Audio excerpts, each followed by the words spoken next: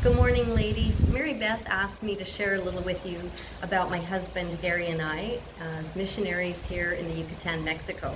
Sitting in my office, enjoying God's creation.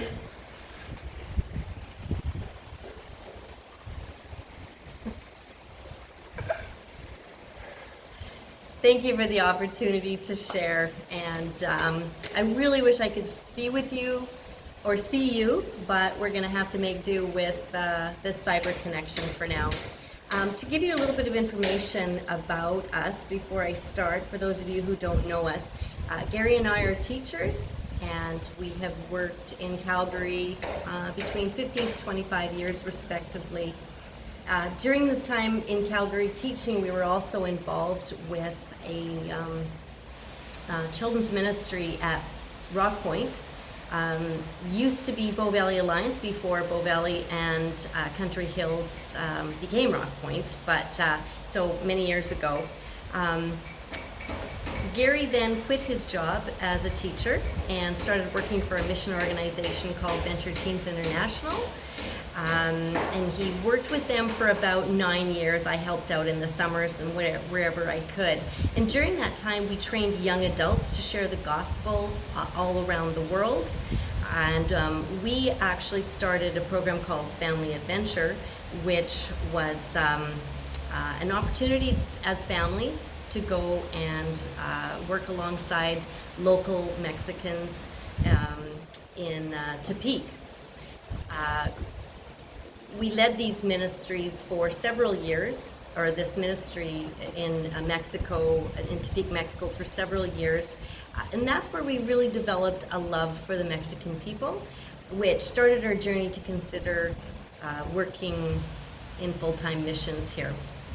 In 2011, God then called us to start our own ministry called SeaQuest here in the Yucatan. We purchased this ministry base, and we began to bring teams from Canada to minister to people through sharing Christ in gospel programs and providing humanitarian aid. God has blessed us with many wonderful partners like Gamma.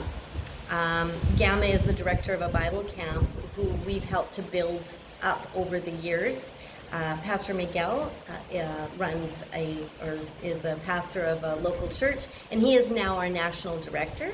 And then Pastor Ricardo, who is the church planter and continues to plant churches in little pueblos here in the Yucatan. All three of these wonderful men of God have been a joy to minister with, and we've had many short-term mission teams join us over the years with these ministries, helping them. Mary Beth's family was actually involved in a team a few years ago, which is where we connected. In 2017, then we started a program called CampQuest, which was essentially camp in a box. It's a mobile camp in the form of trailers equipped with all the tools that churches need to run a camp, from sports equipment to puppets to canopies, tables, and much more.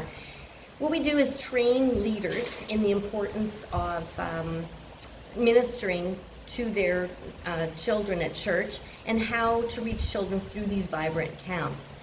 But CampQuest is much more than just a fun kids camp. It's a tool that churches use to reach the kids and even adults, for that matter, in their communities for Christ. The camp experience is just the beginning, as it serves as the magnet that draws kids to the local church. But once the kids have connected with the local church, they then have an opportunity to be discipled through a weekly kids program that the churches then run. The follow-up is the critical part of this program to raise up disciples and leaders in the church. But sadly, since COVID, we have had to slightly shift our focus, as the government has not allowed gatherings, especially with children. We now are encouraging and insisting our church partners wherever possible, including meeting with, praying for them, providing supplies for their online children's programming, and providing humanitarian aid in a variety of ways to those who have been most adversely affected because of the hurricanes, the floods, the illness, and job loss. Our desire is to seek God's direction as to how we can continue equipping the local church and reaching those who have not yet heard the gospel. The chapter this week on self-sufficiency was a great reminder of the importance of relying on God for all of our needs. Then when we started this ministry, we sought God's direction in not only how to formulate the ministry, but also for the funds that were required in order to establish it. And as we were reminded this week in the study, God created us to need Him and each other. Starting this ministry meant that we would have to rely on faith-based support. This was difficult for us because we came from careers where we were self-supporting and we didn't rely on others for financial needs. But as a pastor at Rock Point Church told us years ago, people are actually donating to Kingdom through our ministry, not to us personally. Our ministry simply provides an opportunity for people to participate in kingdom work. That really helped us.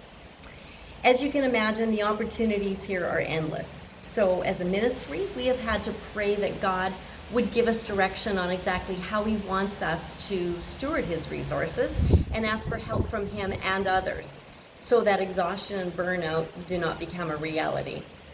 Our goal is to continue to place our focus on God, to lead our lives and give us direction in all that we do. We really appreciate those who have come alongside us in this ministry, and we also covet your prayers as we seek to do His will. We don't know what our plans are for future, but God knows our plans.